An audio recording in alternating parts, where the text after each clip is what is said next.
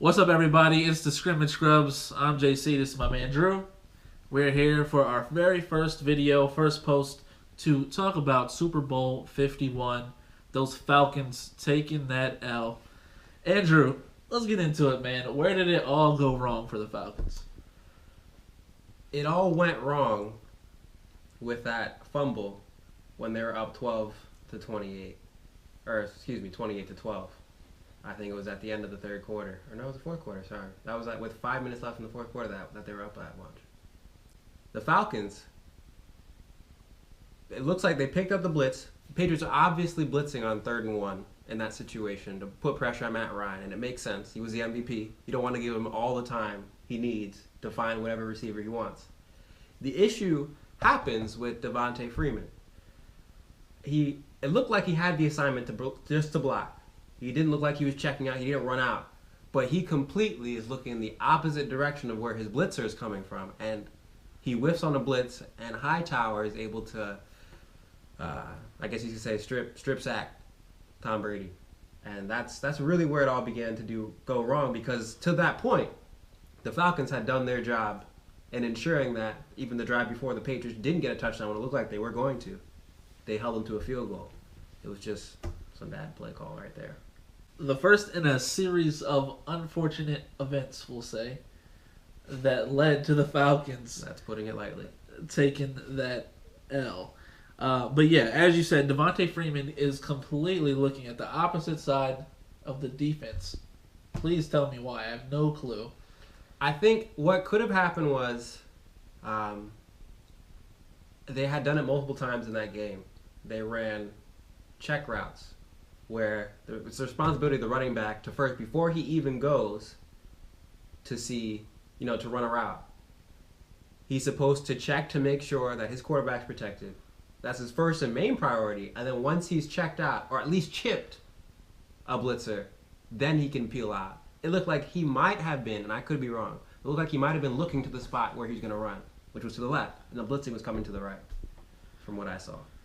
I mean, you think, though, even in looking to that side of the defensive line, what's he going to do? He's going to run across the whole formation and chip somebody while Matt Ryan is floating to his left anyway?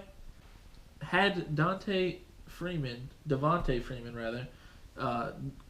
had he done his job and just got a chop in there or a chip in there or whatever it was to delay Hightower just another second, it looks as though Matt Ryan gets that throw off cleanly. And of course, we don't know what happens down the field, but he's not fumbling the ball, and the Patriots aren't recovering on the Falcons' 25-yard line. Yeah, I mean, if it would have been an incompletion, or at least if they would have, in my opinion, I would have ran the ball there. It's 3rd and 1. You were gashing New England all day long.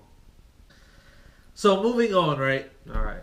Obviously, we know what happens. The Patriots capitalize on that turnover. They score. Yep. They get the 2-point conversion. They're now down by 8 points. It's 28-20 Falcons. Okay, with 5 minutes, 56 seconds left on the clock. Devontae Freeman gets a pass that he takes for a 39-yard gain. Looks like they're moving the ball well. We see Matt Ryan get a long pass to Julio Jones on the sideline. He makes an outstanding catch to get both feet in. At that point, they're on New England Patriots' 22-yard line. Mm-hmm. Okay? Now, please tell me. They're now in field goal range. What happens? I believe they ran it after that. Devontae Freeman loses a yard. All right. So just 1 yard loss. But then you start to get into the issue of they're going to try to pass the ball, and Matt Ryan takes a sack. And then you pass it again and get a holding call that puts you out of field goal range. To me, I would have ran the ball there instead. Because at least at this point in time, at a 20-28 game with little time on the clock left, that was underneath 4 minutes? How much 4 time? minutes, 40 seconds left on the clock after the Julio Jones catch. So 4 minutes, 40 seconds. At least if you run the ball a couple times, assuming no crazy botches or anything, you lose a couple of yards or whatever, or you gain yards, but at least you stay in field goal range to keep the game a 2-score game. if Devontae Freeman loses a yard every time they rush it to him there, I don't care. Now they're on the 25-yard line if he loses 1 yard every time, and they're looking at a 42-yard field goal, which we all know Matt Bryant has the leg for. And most likely, you kick the field goal, and today you're Super Bowl champions. When they decide when they're punting that ball away, I already know that Tom Brady's going to score. And I feel like if you watch the Patriots, 90% of the people out there were saying Patriots are about to go score and tie the game. And the Patriots drive down the field and tie the game. It goes to overtime. The Patriots win the toss, and I looked at you and said, it's over.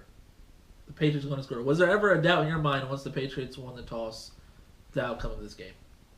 No, I was hopeful for the Falcons' sake because I didn't want to believe, and nobody else I don't think anybody else that was watching this game besides Patriots fans.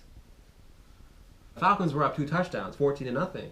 Nobody has come back to win the Super Bowl more than 10 down to close that deficit. And I think the statistics of people who came down from 10 and to win the game are even lower, if any people have done that.